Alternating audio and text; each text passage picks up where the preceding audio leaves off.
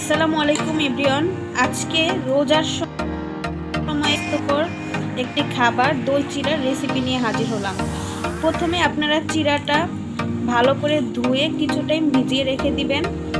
আর আপনারা ইচ্ছা করলে এখানে মিষ্টি দইও নিতে পারেন অথবা টক দইও নিতে পারেন। টক দই নিলে সামান্য এর সাথে একটু চিনি মিক্সড করে নেবেন। দই চিড়া প্রথমে এইভাবে নিলাম, পরে আমরা এটা হচ্ছে কিছু ফুড দিয়ে এটা আমরা ডেকোরেশন করবো। এখানে হচ্ছে এগুলো খেজুর, কাটা খেজুরগুলোরে আমরা ধুয়ে কেটে নিয়েছি। এখানে তরমুজ, আরও আপনাদের রুমে যে খাবারগুলো থাকবে ওইগুলো দিয়ে আপনারা ডেকোরেশন করে নিতে পারেন।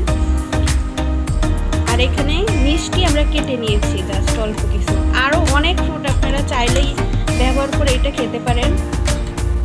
পরে এটা আপনারা মিক্স করেও খেতে পারেন বা সাইড থেকেও খেতে পারেন, এটা যার যার ইচ্ছা। সবাই বাসায় ট্রাই করবেন, রোজার সময় খুবই মজা লাগবে এবং খুবই স্বাস্থ্যকর এই খাবারটি। আজ এ পর্যন্তই, সামনের নতুন একটি ভিডিও নিয়ে হাজির হব।